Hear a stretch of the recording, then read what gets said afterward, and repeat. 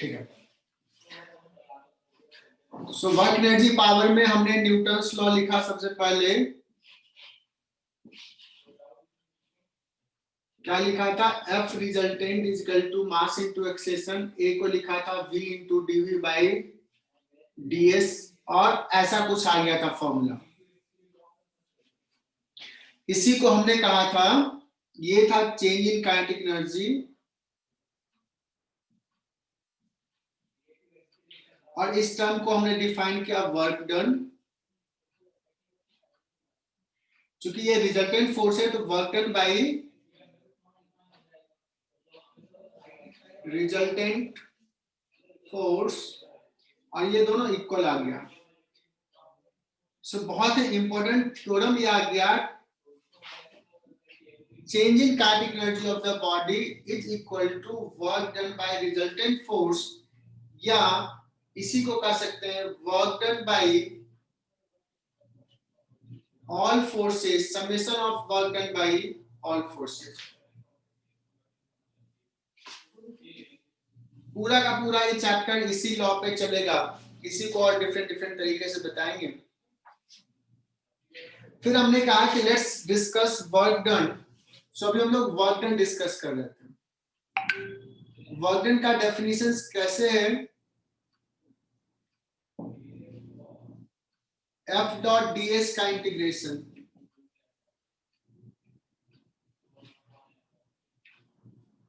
हमने कहा था work done is a scalar quantity.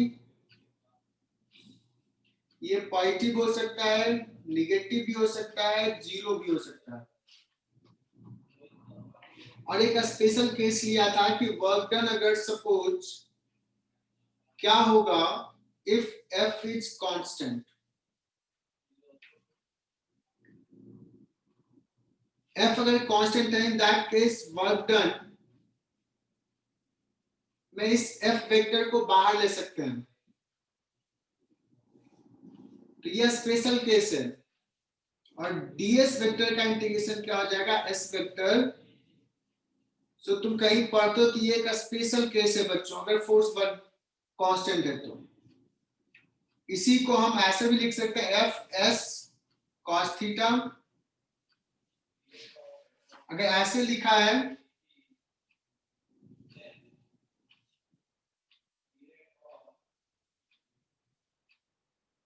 Suppose ये डिस्प्लेसमेंट, ये फोर्स,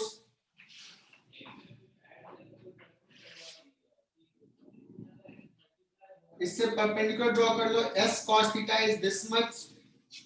एस कॉस थीटा को बोलेंगे component of displacement along force. तो फोर्स, और ये इनटू स्केलर लाइन टू दे रहा हूं, वेक्टर वाला नहीं, ये मैग्नीट्यूड है, into component of s along force.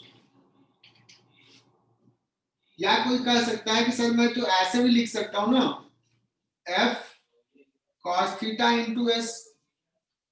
ये क्रॉस प्रोडक्ट वाला एस नहीं है, फिर से बोल रहा हूं। F cos theta into S को कैसे बोलूं? तो देखो F cos theta is F का कंपोनेंट अलोंग डिस्प्लेसमेंट, और F sine theta perpendicular to displacement.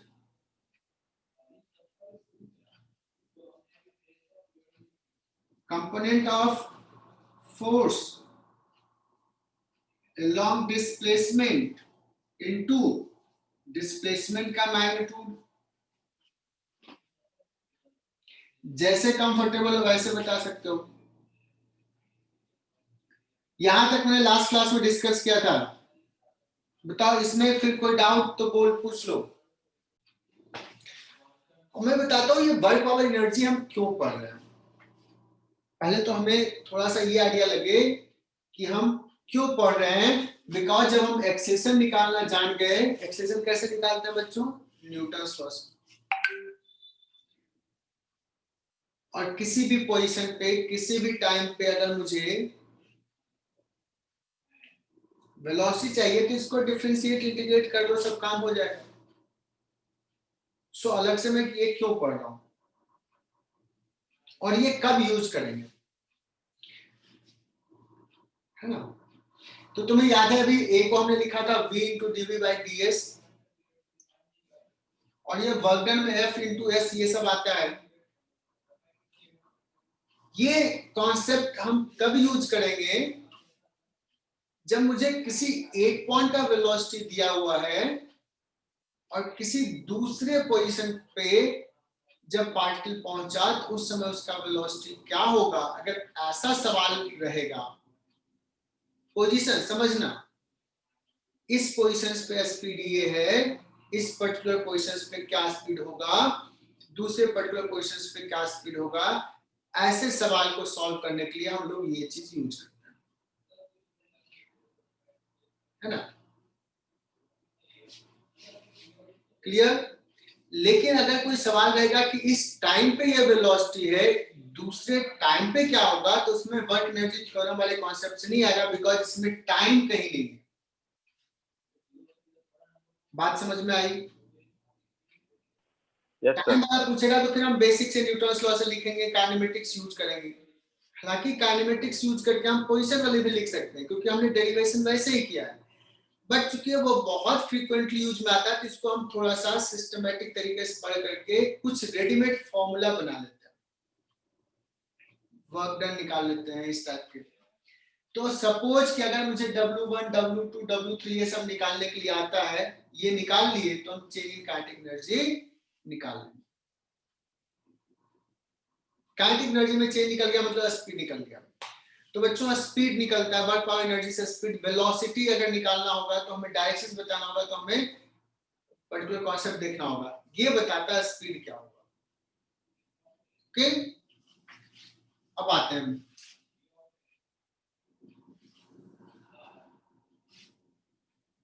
बच्चों, एक ऐसा ना आर्बिट्रेरी ट्रैक है, सुनना, बट ये है स्मूथ ट्रैक। ये डिस्टेंस लेट्स की है L, ये डिस्टेंस है H, और देखना वर्क पावर एनर्जी कितना हेल्प करता है। यहां पे एक ब्लॉक ले लिया और इसको रिलीज कर दिया रेस्ट से।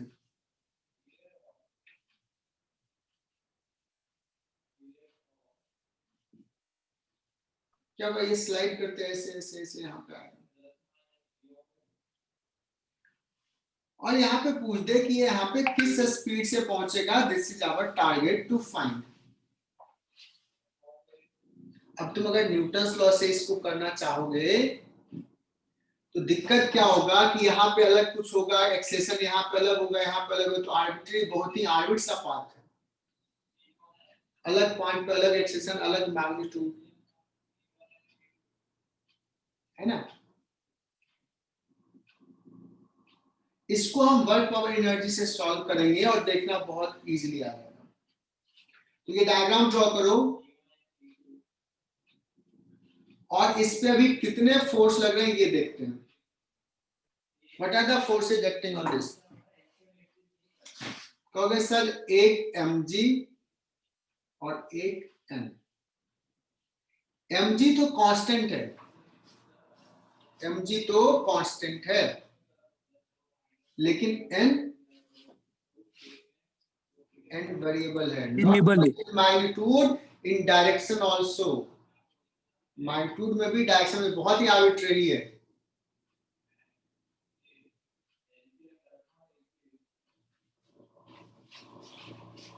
तो एक काम करते हैं, मुझे यहाँ का वेलोसिटी दिया हुआ है 0, यहाँ का वेलोसिटी निकालना है। मैं वर्क एनर्जी थ्योरम वाला पार्ट लगाते हैं। फ्रॉम वर्क एनर्जी थ्योरम मैं लिखूंगा delta K is equal to work done by all forces. तुम लोग भी लिखो।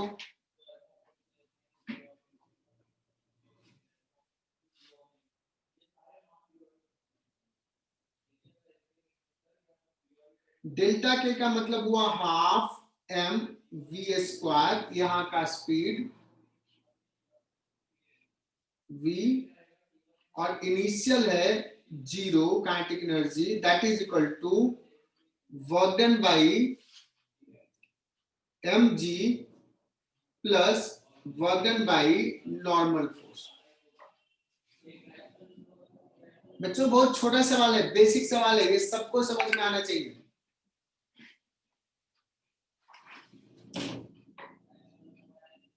अच्छा, ये mg का फोर्स कांस्टेंट फोर्स है क्या? हाँ सर। कांस्टेंट। मेरा नेटवर्क पर गड़बड़ दिखा रहा है। क्लियर है सर, सब क्लियर है सर सब। क्लियर है, ठीक। रोहित इतना लेट क्यों ज्वाइन किया? बहुत लेट तूने ज्वाइन किया। सो अगर कांस्टेंट फोर्स है तो उसमें तो हम लिख सकते हैं कि F dot S work done, या ऐसे लिख सकते हैं F एस कॉस थीटा लिख सकते हैं। तो इसको देखो मैं mg का वर्क डन कैसे लिखता हूं। देखो mg किधर है? नीचे।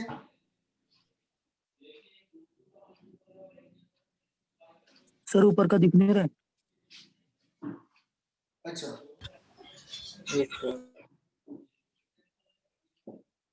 कांस्टेंट फोर्स के कारण वर्क डन लिखते हैं F एस कॉस थीटा। बच्चों अगर इसमें एस वेक्टर पूछा जाए तो एस वेक्टर ये है। So work done by mg पहले मैं निकालता हूं।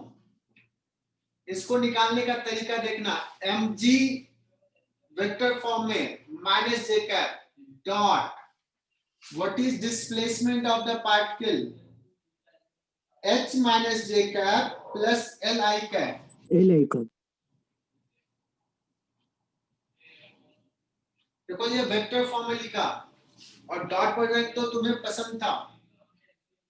j और j 1 हो गया, minus minus plus, j dot i 0 हो जाएगा।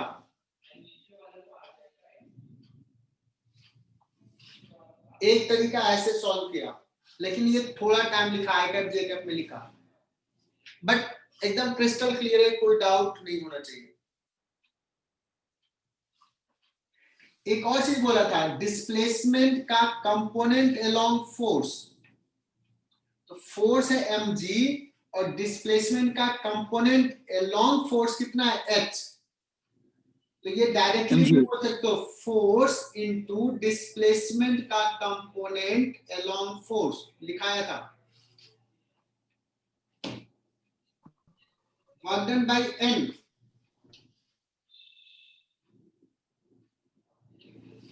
देखो इस पॉइंट पे डिस्प्लेसमेंट इधर और n इधर 90 डिग्री पे, चूंकि नॉर्मल के डायरेक्शन में फोर्स है, डिस्प्लेसमेंट टेंजेंशियल है at every point, so work done at every point is 0, so total work done by normal force will be 0. so जैसे ही लिखा v इक्वल टू क्या आ गया यहां से √2gh। समझ में आया क्या?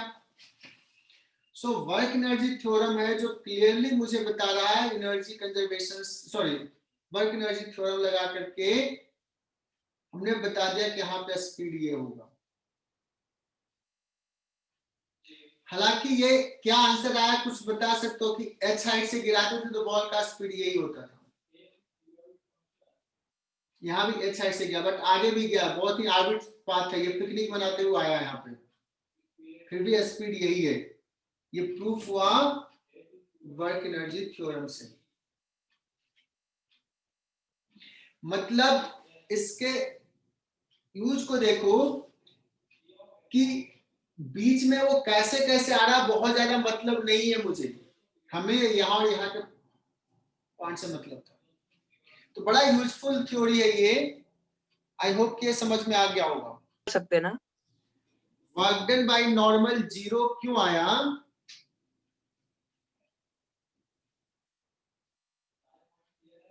चूंकि डिस्प्लेसमेंट जो है वो नॉर्मल के परपेंडिकुलर टेंजेंशियल डायरेक्शन में है। n cos थीटा मतलब n cos 90 है ना सर, इज इक्वल टू 0। हाँ, तो जब 90 डिग्री पे फोर्स और डिस्प्लेसमेंट 90 डिग्री पे है तो लास्ट क्लास में बताया था वर्क डन क्या होता है? 0। एट एवरी पॉइंट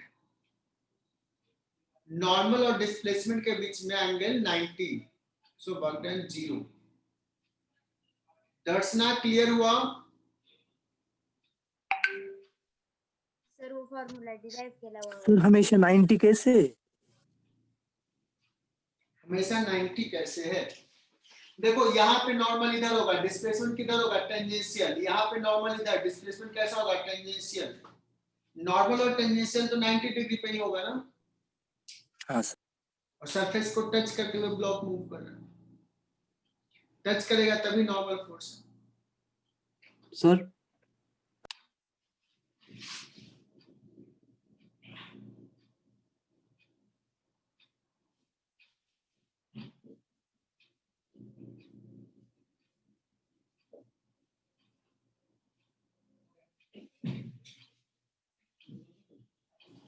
अगर कोई कह दे कि फोर्स वेक्टर कांस्टेंट नहीं है, मैग्नीट्यूड कांस्टेंट है, तो हम क्या कर सकते हैं वो बताता हूं। F DS cos theta. अब कहा देखो, एफ वेक्टर को बाहर नहीं ले सकते बिकॉज सिर्फ मैग्नीट्यूड कांस्टेंट का है, सो नाउ एफ को बाहर ले सकते हैं। DS cos theta. अब ये अगर निकालना है तो ठीक है, निकल जाएगा वर्क डन।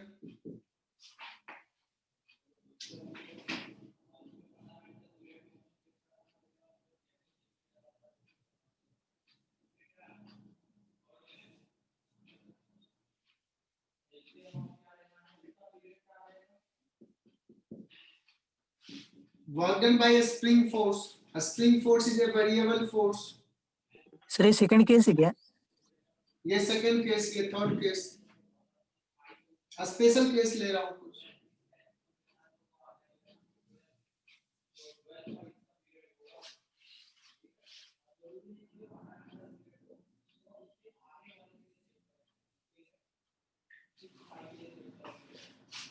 सो अभी हमारा टारगेट निकालना है work done by spring force for elongation from x is equal to 0 to x। That means natural length पे भी ब्लॉक है, मतलब स्प्रिंग है, और इस ब्लॉक को पकड़ करके पुल किया है, तो स्प्रिंग ने ब्लॉक पे कितना वर्क किया। अब बताओ, स्प्रिंग का फोर्स तो वेरिएबल है, तो एफ डॉट एस नहीं लगा सकते बिकॉज एफ क्या लिखेंगे? डिस्प्लेसमेंट तो पता है कि एक्स है आई कैप के डायरेक्शन में। ओके, तो क्या करते हैं यहाँ पे कि ब्लॉक सपोज एक्स डिस्टेंस आगे गया तो इसमें इलोंगेशन एक्स हो गया है।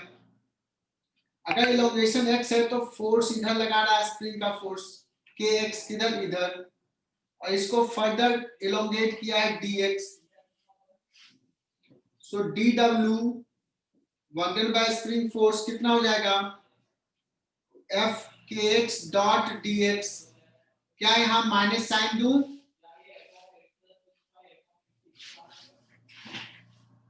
हाँ सर, अपोजिट डायरेक्शन।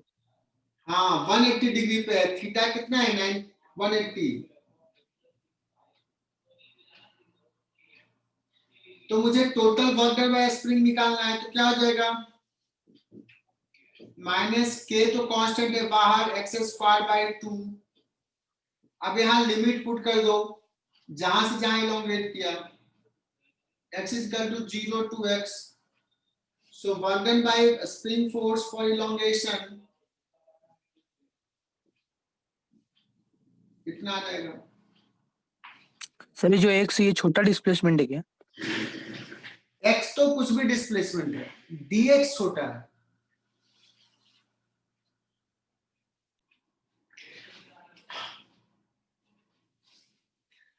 साक्षी बताइए सर, आपका नेटवर्क बहुत फ्लक्चुएट कर रहा है, मुझे तो लग रहा है कि मेरा तो नहीं कर रहा है, या हो सकता है मेरा भी कर रहा हो। सब मेरे इसमें रेड सिग्नल दिखा रहा है। अच्छा, मेरे इसमें वाइट। चलो अभी हमने नेचुरल लेंथ से x इलोंगेट किए हैं। अगर सवाल ये दे दे कि नेचुरल लेंथ से इसको कंप्रेस करो x, सो इसका भी आंसर यही आएगा। क्योंकि सर कैसे? क्योंकि जब कंप्रेस करेंगे तो स्प्रिंग का फोर्स इधर लगेगा और डिस्प्लेसमेंट इधर करेंगे तो फिर से यही फॉर्मूला आ जाएगा, वही integration. So this is work done bye a spring for elongation as well as compression from natural length.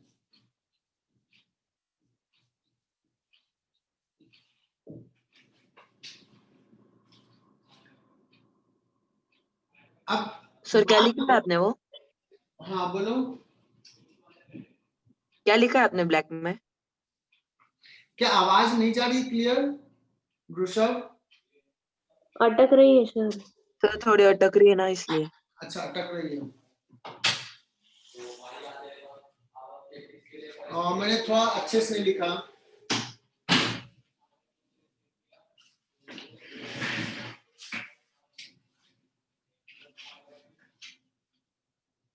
हाँ सर। मैंने थोड़ा अच्छी हैंड राइटिंग में कोशिश किया लिखने का,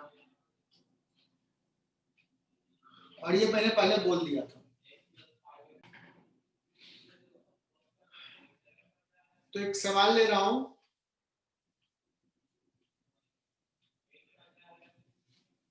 हमने समझा दिया कि how to find work done by spring force. Because spring force variable था तो हमने इंटीग्रेशंस का हेल्प लिया, क्योंकि अलग अलग पॉइंट पे फोर्स अलग अलग है। तो एक छोटा सा डिस्प्लेसमेंट के लिए हमने वर्क डन निकाला। शायद इसलिए तुम्हें दिक्कत हो रही है, पहली बार हमने ऐसा किया है। अभी बहुत सारे केसेस ऐसे करेंगे। सर आवाज अटक रही है।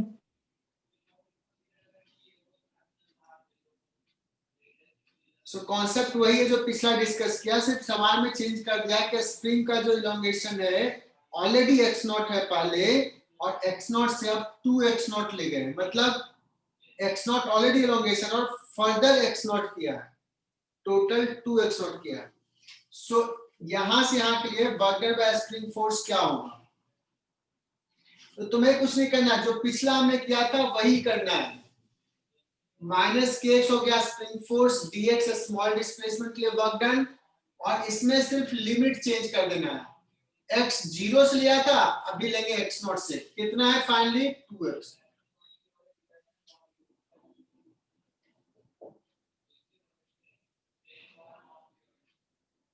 सो माइनस के बाहर x स्क्वायर बाई 2 और लिमिट पुट कर देंगे x naught to 2x naught. So work done by spring force will come out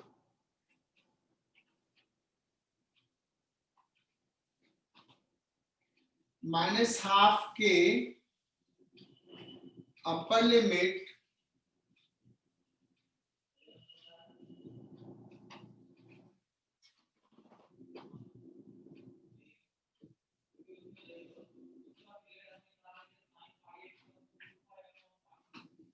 इतना आ जाएगा माइनस। तो work done by spring force भी लिख लिया। अगर कभी F वर्सेस X ग्राफ दिया हुआ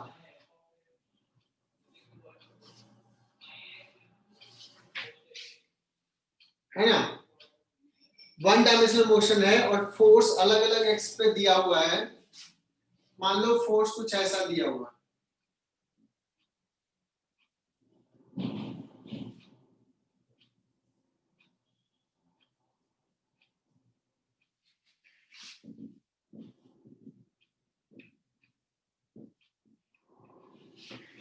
तो पूछेगा कि यहां से यहां के लिए डिस्प्लेसमेंट के लिए क्या वर्क डन होगा। तो तुम्हें पता है कि F वन डायमेंशनल अगर है तो दोनों का direction same, F dot dx। तो ये क्या हो जाएगा? कैन बी से this is area under the F versus X graph. Yes sir. Yes sir.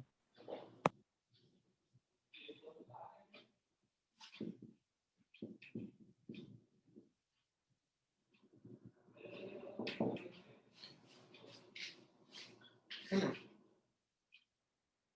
तो ऐसे भी लिख सकते हैं, ये भी है।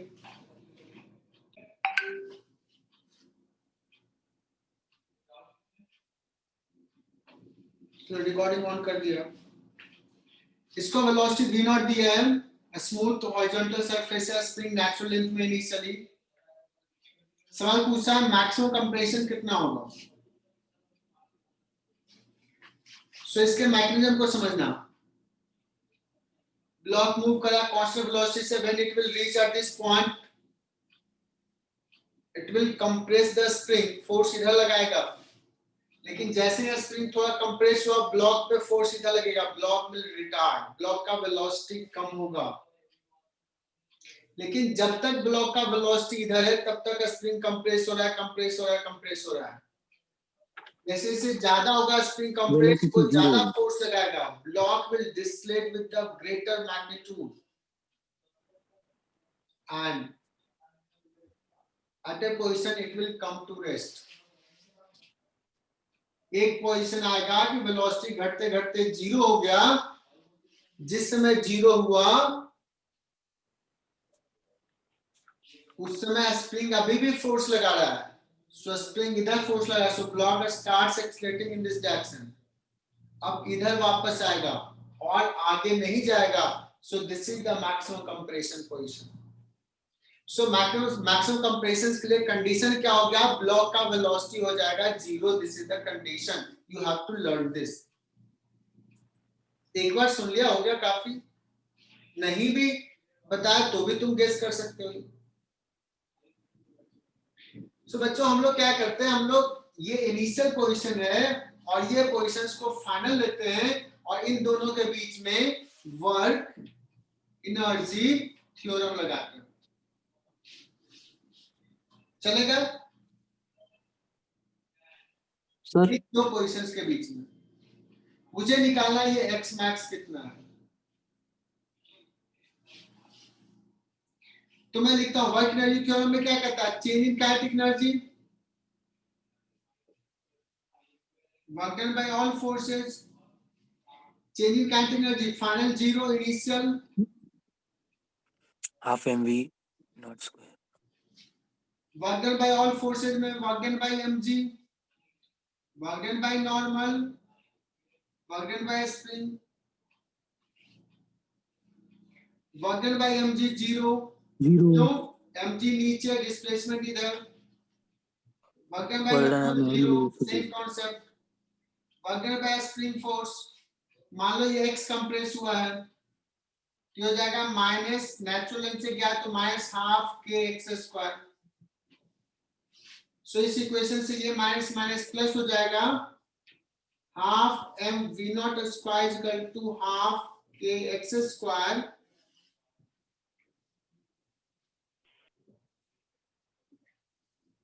X is equal to m by k का रूट इंटू वी नॉट। समझ में आ गई बात?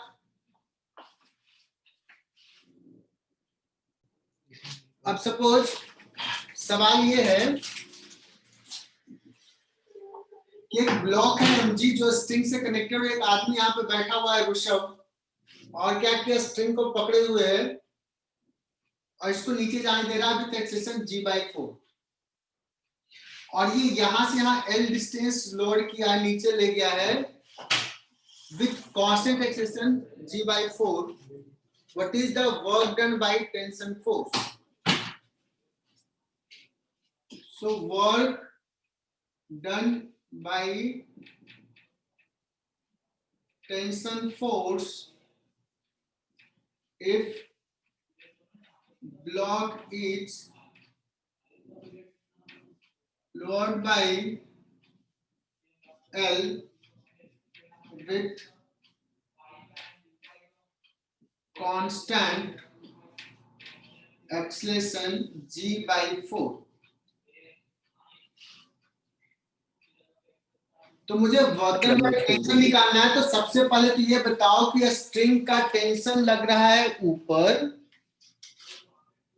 और ये जा रहा है नीचे, तो वर्क डन तो आने वाला है नेगेटिव। चूंकि ये एक्सेलेरेशन कांस्टेंट है तो टेंशन भी होगा कांस्टेंट, तो टेंशन माइनस ये नेगेटिव होगा चूंकि डिस्प्लेसमेंट अपोजिट है टेंशन के,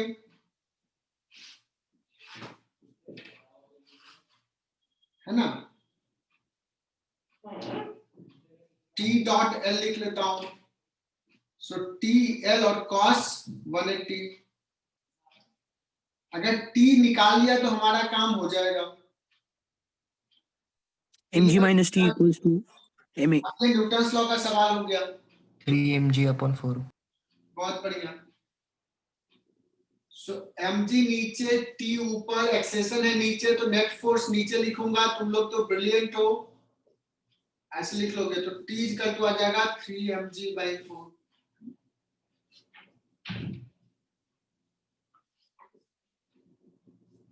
तो ये सब सवाल तो बहुत इजीली कर लोगे।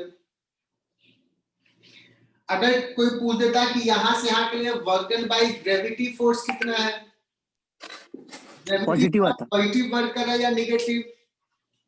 पॉजिटिव पॉजिटिव वर्क कर रहा है। mgl mgl, बहुत बढ़िया। नेट फोर्स कितना हो जाएगा? mg minus t force plus ये mg/4। बस लिख लो ये पूरा। तो नेक्स्ट कॉन्सेप्ट जो है पोटेंशियल एनर्जी, और जब ये पढ़ाऊंगा फिर इस पे बेस्ड, दोनों पे बेस्ड सवाल करेंगे।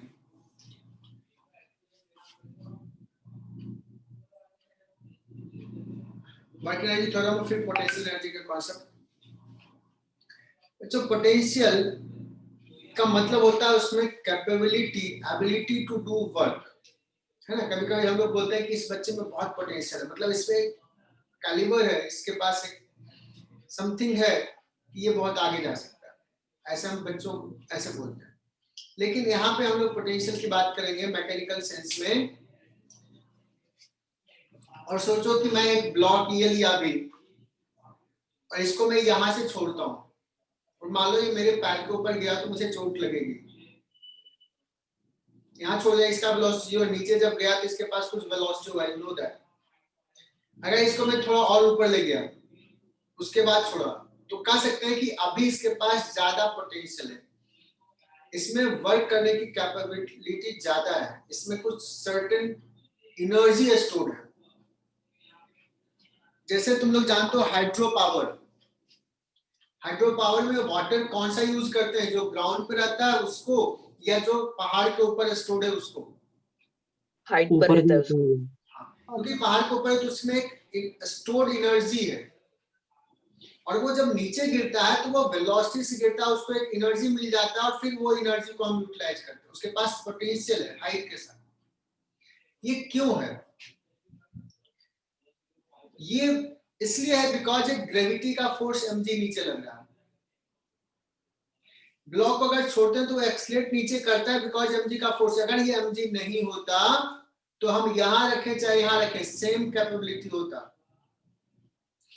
तो जो हम कैपेबिलिटी की बात कर रहे हैं उसके लिए जो रेस्पॉन्सिबल फोर्स है दैट इज mg। एक रबर ले लो, बचपन में तुम लोग खेलते होगे, स्कूल में जाते होगे और बच्चे को देते होंगे कि एक हाथ से तुम पकड़ो और एक हाथ से तुम पकड़ देते हैं, है ना, और ऐसे पुल कर लिया और देखते थे कौन पहले छोड़ देता है।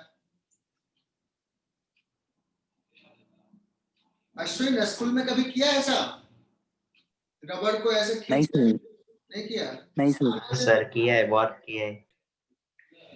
जो स्प्रिंग किसको पुल करता है? रबर को। रबर को जो पुल करके रखते हैं, तुमने पुल किया, उसमें एक रबर का फोर्स, इलास्टिक फोर्स रहता है, उसके अगेंस्ट तुमने पुल किया। जब वो पुल्ड है तो उसमें एक एनर्जी स्टोर है, उसमें कैपेबिलिटी है टू डू वर्क। छोड़ते हो तो वो जाके हिट करता है। सिमिलर थिंग स्प्रिंग, स्प्रिंग को भी इलोंगेट करोगे तो उसमें एक एनर्जी स्टोर रहेगा। एक इलास्टिक रॉड ले लो, रॉड को थोड़ा बेंड करो, है ना, ये बांस की लकड़ी होती है, उसको ऐसे बेंड करके रखो और छोड़ दो तो जाके हिट करेगा सामने बहुत तेज।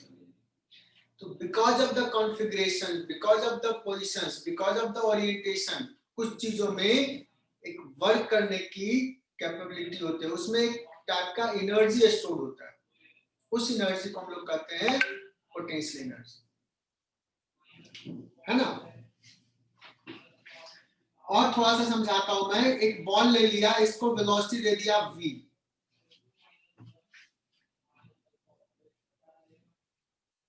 इसके पास अभी काइनेटिक एनर्जी है, ऊपर जा रहा है, ऊपर जाते जाते एक समय इसका वेलोसिटी हो जाता है 0।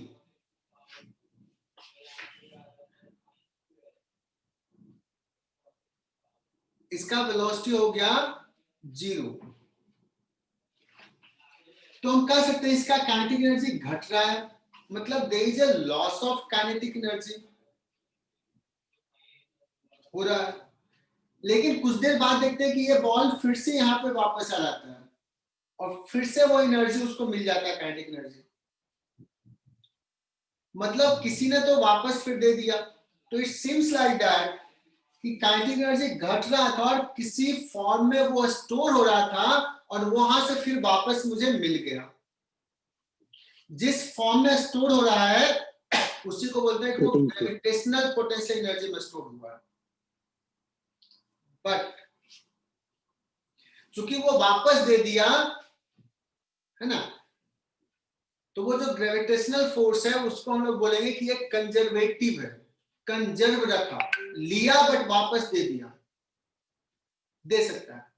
लेकिन अगर सपोज ये रफ सरफेस है और एक बॉल को वेलोसिटी दे दो v0, ये आगे जाएगा, वेलोसिटी कम हो रहा है, कम हो रहा है, यहां पे जाके वेलोसिटी हो गया 0, काइनेटिक एनर्जी लॉस हो गया। और कौन रेस्पॉन्सिबल लॉस कराने के लिए? फ्रिक्शन। क्या ये फ्रिक्शन वापस दे सकता है? क्या ये फ्रिक्शन इसको एक्सलेट करके फिर से वेलोसिटी v0 दे सकता है? No, sir. नो सर, नहीं दे सकता। Conservative.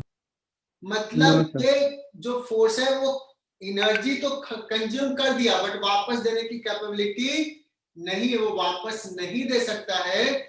काइनेटिक एनर्जी का नेट लॉस हो गया, ये कुछ स्टोर करके नहीं रखा, इसको कहेंगे नॉन कंजर्वेटिव। तो ये दो टाइप के फोर्स होते हैं, एक कंजर्वेटिव फोर्स और एक non conservative force. So now you can guess कि पोटेंशियल एनर्जी का कॉन्सेप्ट किस फोर्स के लिए लगेगा, कंजर्वेटिव या नॉन कंजर्वेटिव? Conservative. कंजर्वेटिव। तो potential energy are defined for conservative forces। But conservative force का मैंने एक एग्जांपल लेके समझाया कि ग्रेविटी कंजर्वेटिव है और ये नॉन कंजर्वेटिव है। बट अगर डेफिनेशंस पूछा जाए तो डेफिनेशन ऐसे कहेंगे कि देखो ये बॉल ऊपर गया था, mg का फोर्स लग रहा था, mg is doing negative work, और जब वापस आ रहा है तो mg is doing positive work. जब ऊपर जा रहा था तो वो काइनेटिक एनर्जी को कम कर रहा था, नेगेटिव वर्क कर रहा था, बाद में वो पॉजिटिव वर्क किया और टोटल वर्क डन 0 किया है। राउंड ट्रिप में जहां से चला फिर वापस घूम के आ गया, राउंड ट्रिप में वर्क डन अगर 0 है किसी फोर्स का तो वो फोर्स कंजर्वेटिव है। लेकिन फ्रिक्शंस की बात करो तो जब जा रहा था तो ये फ्रिक्शन इधर लग रहा था, फ्रिक्शन नेगेटिव वर्क कर रहा है जाते समय, और आते समय फिर से फ्रिक्शन अपना डायरेक्शन चेंज कर लिया, तो आते समय फिर से वो नेगेटिव वर्क ही करेगा। तो यहां भी नेगेटिव, यहां भी नेगेटिव, राउंड ट्रिप में वर्क डन 0 नहीं है। तो कंजर्वेटिव नॉन कंजर्वेटिव फोर्स का डेफिनेशन क्या दे सकते हैं बच्चों कि work done in any round trip, मतलब in all round trip will be 0। कोई भी राउंड ट्रिप लो तो लिख लो work done by conservative force in round trip will be 0. Work done by non-conservative force in round trip will not be 0. So conservative force में दोबारा बोल रहा हूं, work done will be 0 in any round trip. Round trip का मतलब जहां से चले वापस वहीं आ गए, कोई भी पाथ लो, एनी मतलब कैसा भी path. In case of non conservative, conservative का एग्जांपल बता देता हूं कौन सा है, ग्रेविटी, स्प्रिंग फोर्स, ये सब कंजर्वेटिव है। In case of non conservative,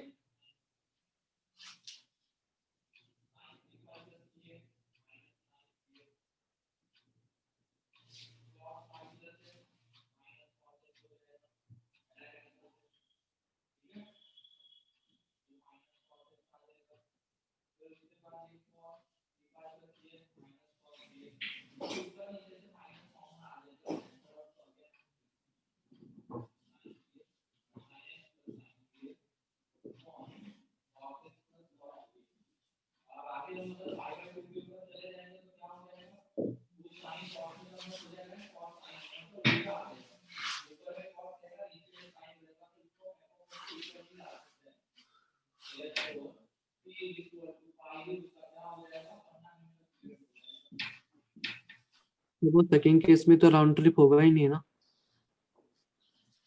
नहीं राउंड ट्रिप अपने से नहीं, मैं पकड़ के ले गया, यहाँ पे है ब्लॉक को, मैं पकड़ के ले गया, ऐसे ले गया फिर ऐसे लाया,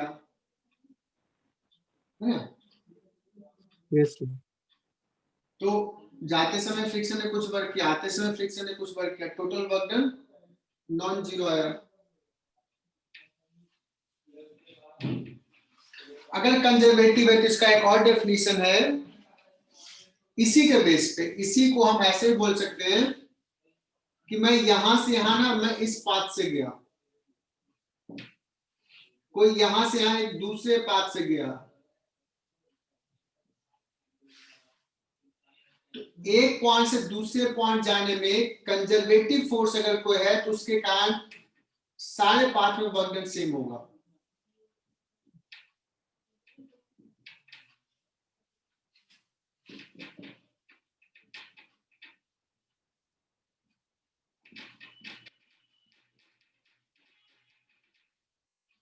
For conservative force,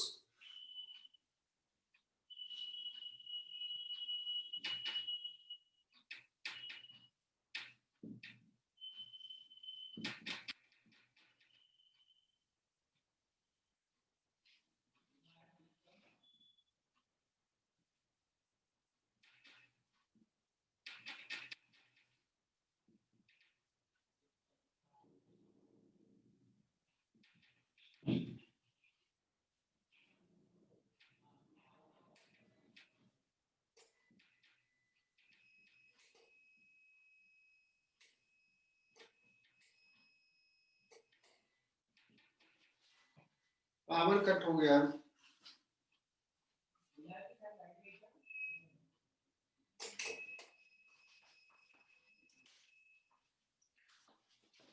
एक सेकंड होल्ड करना।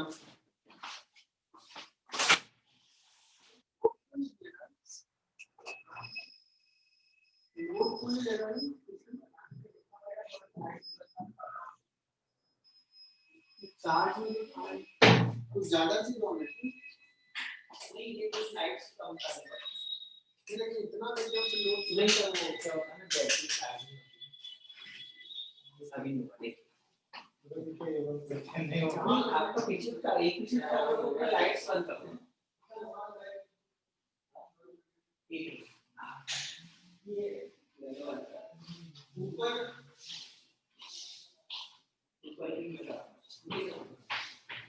कोई बच्चा पढ़ रहा है, अभी हो जाएगा। मैंने तो पता है प्रिंटर बंद करो ना, तब होगा। मेरा प्रिंटर बंद पूरा चार्ज होने के बाद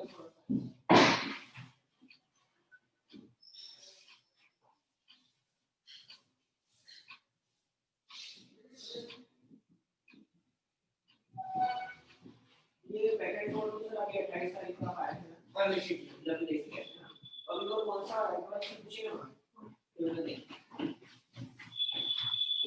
क्योंकि अक्टूबर में भी एक जगह आप आए थे ना, क्या एडिशन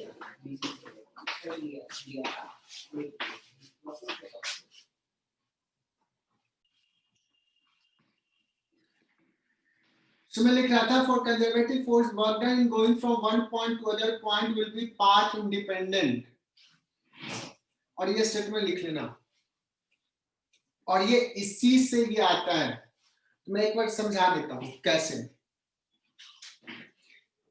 यहां से यहां चले और ऐसे करके वापस आ गया, टोटल वर्क डन क्या होगा? 0। इसका मतलब जितना वर्क डन यहां से यहां तक में हुआ होगा उतना वर्क डन यहां से यहां तक में निगेटिव हुआ होगा, तभी तो टोटल 0 है। यहां से यहां आएंगे तो निगेटिव है, मतलब यहां से यहां जाएंगे पॉजिटिव उतना होगा। दैट मींस इसका वर्क डन सेम होगा, सिमिलरली इसका वर्क डन। तो इसी का ये कोरोलरी है, इसी का ये दूसरे वे में कहने का तरीका।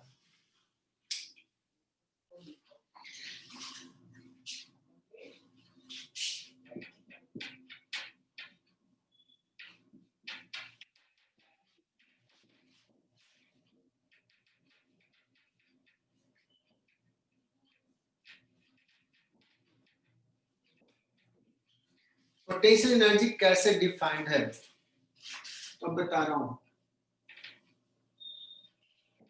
Potential energy is defined for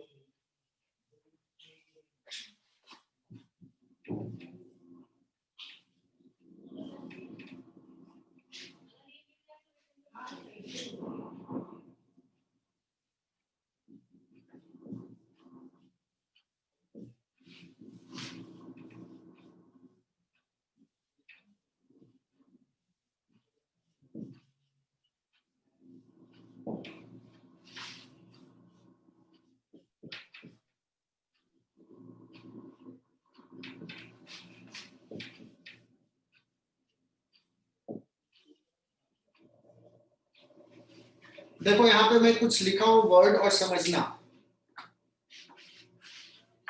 potential energy defined है किसके लिए? कंजर्वेटिव फोर्स होना चाहिए, और एक और वर्ड लिख दिया इंटरनल फोर्स होना चाहिए। और जब इंटरनल फोर्स की बात करें मतलब सिस्टम होगा, एक से ज्यादा बॉडी होगा ऑफ ए सिस्टम। कैसे डिफाइंड है? du, u for potential energy, तो change in potential energy define करते हैं। That is equal to negative of work done by conservative force.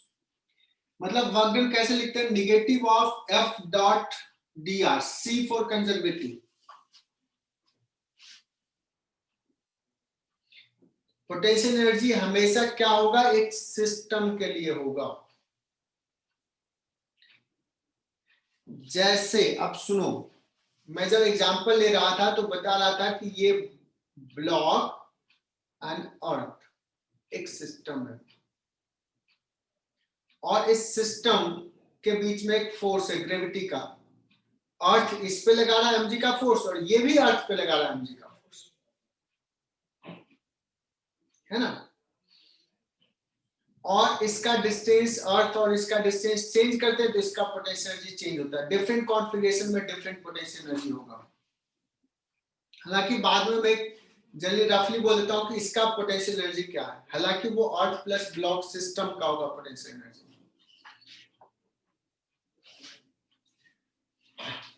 तो हम पोटेंशियल एनर्जी नहीं डिफाइन करते, हम लोग क्या डिफाइन करते हैं? Change in potential energy.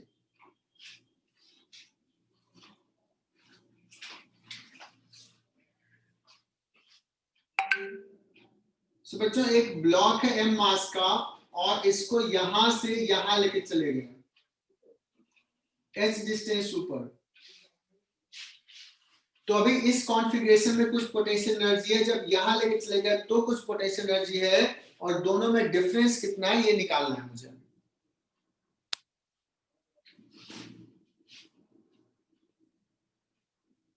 ठीक है ना। इस पोजीशन और इस पोजीशन में du is equal to negative of dwc। अभी mg फोर्स कांस्टेंट है, तो mg इधर लग रहा है बच्चों और ऊपर ले जा रहे हैं, तो बताना चेंज इन पोटेंशियल एनर्जी क्या होगा? माइनस mg नीचे, डिस्प्लेसमेंट ऊपर, माइनस माइनस mg। mgh होगा क्या? Yes sir. Work done. और ये वाला माइनस पहले से है, तो अगर ब्लॉक को यहां से यहां ले गए हैं तो ग्रेविटी का फोर्स ब्लॉक पे नीचे लग रहा है, डिस्प्लेसमेंट ऊपर है, सो नेगेटिव। सो ये डेल्टा यू, ये पोजीशन 1, ये पोजीशन 2। डेल्टा का मतलब होता है final u2 minus u1 is equal to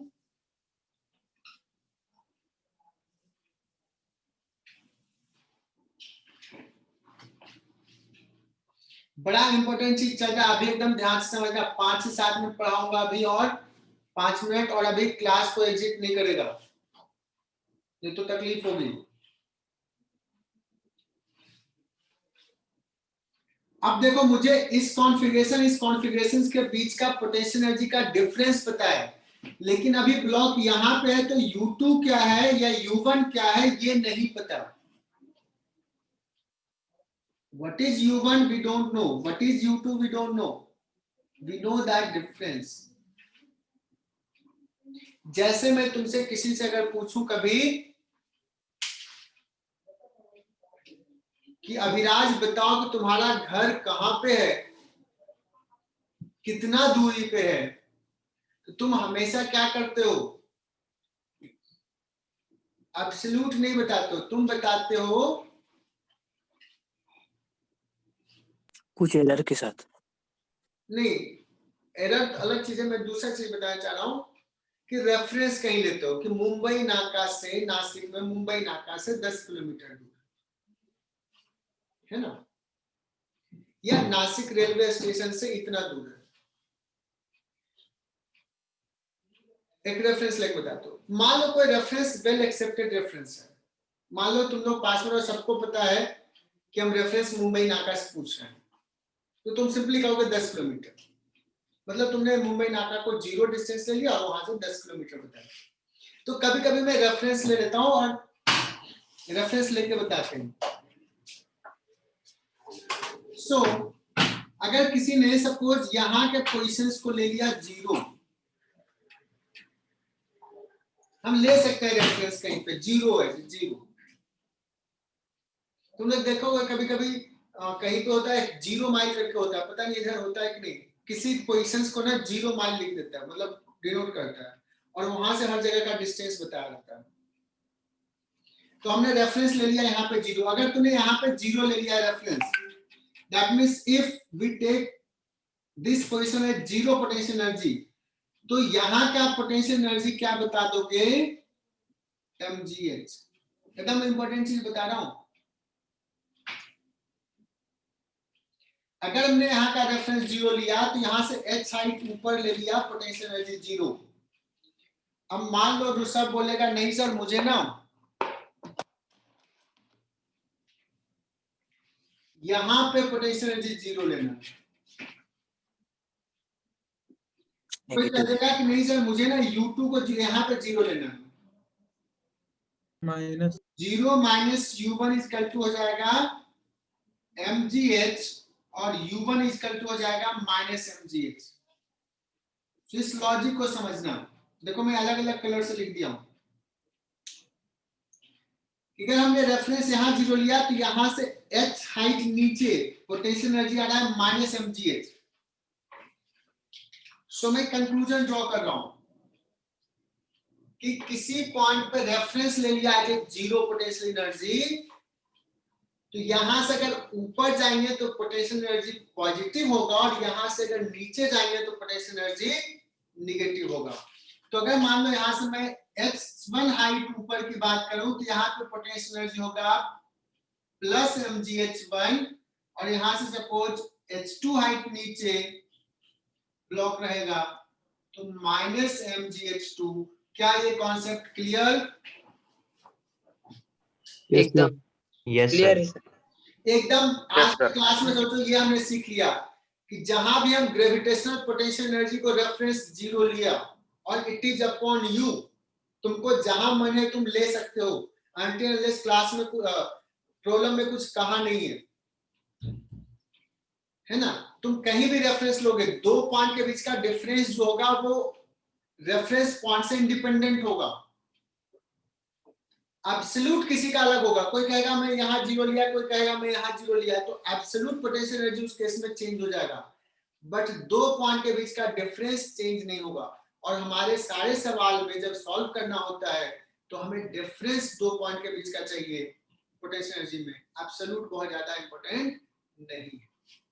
So you are free to choose potential energy zero according to your convenience.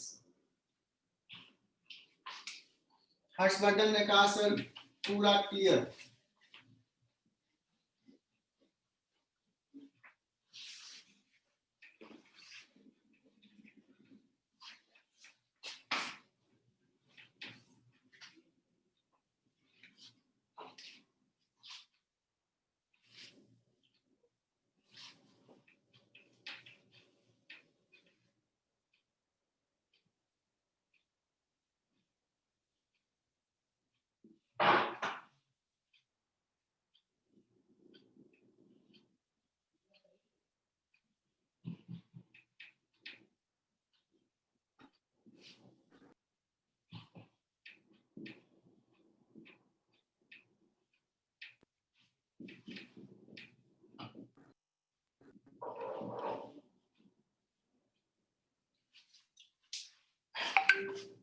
अब एक सवाल ले रहा हूं छोटा सा, कि मैंने यहां रेफरेंस ले लिया ग्रेविटेशनल पोटेंशियल एनर्जी जीरो का, ये रेफरेंस ले लिया और ये सिचुएशन है अभी।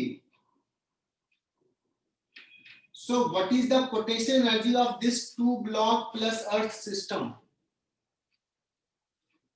अब बता रहा हूं, अभी जो पोटेंशियल एनर्जी निकाला ना mgh, वो ब्लॉक प्लस अर्थ सिस्टम का है पोटेंशियल एनर्जी, बट अर्थ का तो पोजीशन चेंज होता नहीं है, अर्थ तो जैसा वैसा ही रहेगा, उसके ओरिएंटेशन में चेंज नहीं होगा। तो हम सिंपली रफली हमेशा बोलते हैं कि उस ब्लॉक का पोटेंशियल एनर्जी इतना है ना। तो अभी मैं अगर पूछूं कि सिस्टम का m1 और m2 मिला करके सिस्टम ले लिया, इसका पोटेंशियल एनर्जी क्या है?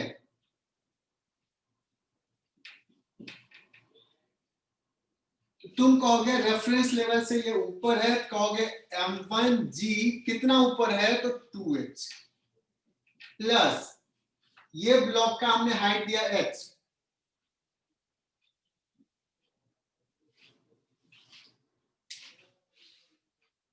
समझा क्या? हाँ यस सर। लेकिन मान लो सवाल में मैंने दे दिया कि नहीं, ये ब्लू कलर से लिखा भी लिख रहा हूं, take this position as zero potential energy at this reference level, minus m2gh. तो अगर यहां पे पोटेंशियल जीरो लगे उस केस में, ये सेकंड केस ले रहा हूं और ये था फर्स्ट केस कि यहां लिया तो क्या होगा, और ये सेकंड केस ले रहा हूं u2, तो इसका तो क्या हो जाएगा रेफरेंस लेवल पे ही, तो इसका हो जाएगा 0 प्लस m2g, ये 2h ये h क्या हो माइनस जाएगा एच माइनस h, तो माइनस दिस।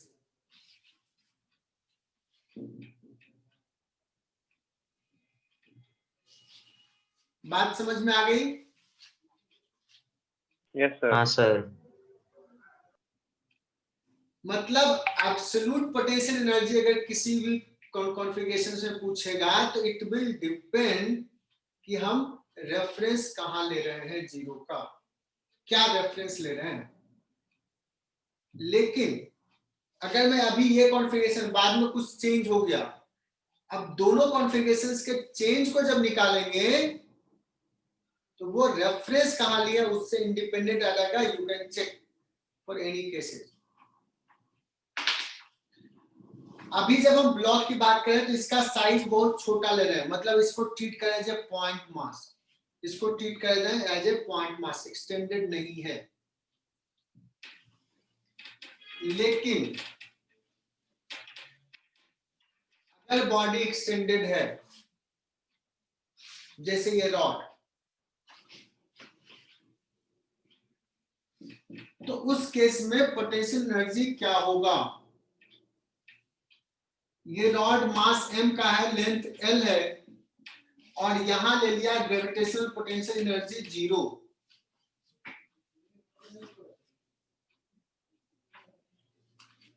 अब मैं पूछूं कि इस रॉड का पोटेंशियल एनर्जी क्या है, तो कैन यू से दैट कि रॉड एक पॉइंट है? ये तो मास, कुछ मास यहां, कुछ मास यहां, कुछ यहां, कुछ यहां, कुछ यहां, कुछ यहां, मास कंटिन्यूअसली डिस्ट्रीब्यूटेड है ना? mgl/2। तो इस केस में मुझे इंटीग्रेट करना पड़ेगा,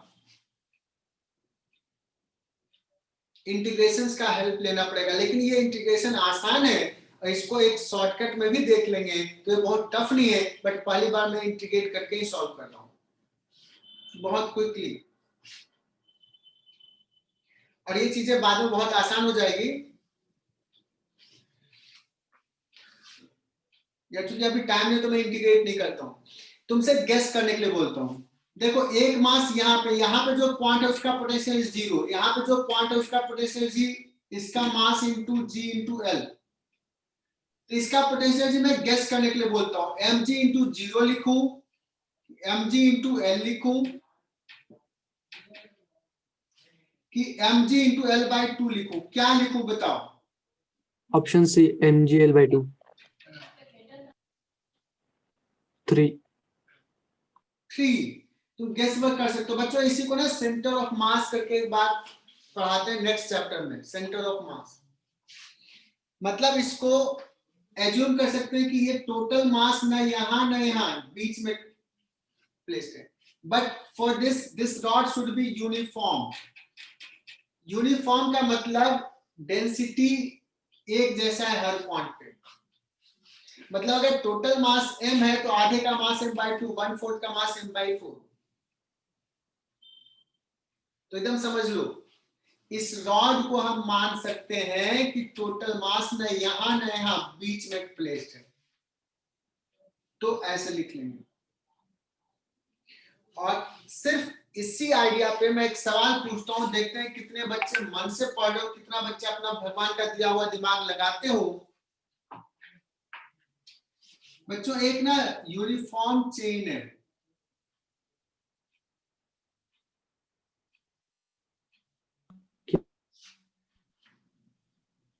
यूनिफॉर्म चेन, और इस लेवल पे ग्रेविटेशनल पोटेंशियल एनर्जी 0 ले लेते हैं। इसका टोटल मास है L, सॉरी टोटल मास है M और लेंथ है L, जिसमें से 1/4 पार्ट हैंग कर रहा है।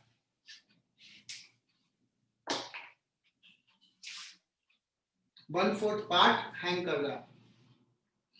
मैं पूछूं यहां अगर रेफरेंस ले लिया है तो what is potential energy in this case? आज ये माइनस mgl/4। तो सुनना, माइनस आएगा। हाँ हाँ माइनस आएगा, बहुत बढ़िया, एकदम सही, ऐसे ही यही तरीका है। mgl/8। गुड, बहुत सारे बच्चे इंटरेक्ट कर रहे हैं।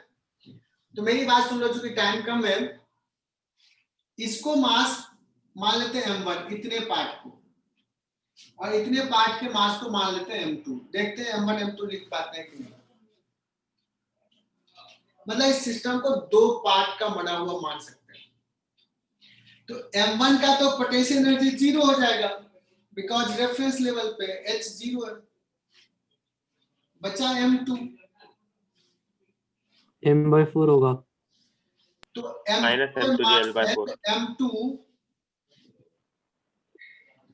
बाद में लिख लेंगे, जो किसी ने बता दिया कि m/4 होगा। mg इंटू क्या लिखूं? l/4 लिखूं, L/4 और प्लस साइन के साथ L/8 माइनस साइन के साथ L/8 L/8 प्लस साइन या minus sign? Minus sign. Level से नीचे तो माइनस। और सर L by 8 बोल क्यों? भी रहा है कि सर M2 जो हो जाएगा ना, Center ये of mass. मास का 1/4 हो जाएगा।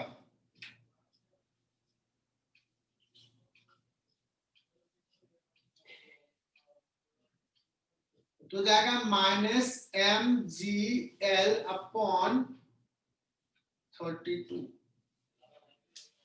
पोटेंशियल। एल बाय 8 कैसे है फिर से बताओ ना। अब बात आ रही है कि देखो, अगर L लेंथ का मास m है तो L/4 लेंथ का मास कितना होगा? 4 L/4 लेंथ का यूनिटरी मेथड से मास कितना हो जाएगा? m/l mass of unit length into L/4। बच्चों m/l को बोलते हैं लीनियर मास डेंसिटी। शायद अभी नहीं अहो पता। दार लांब ना आहे.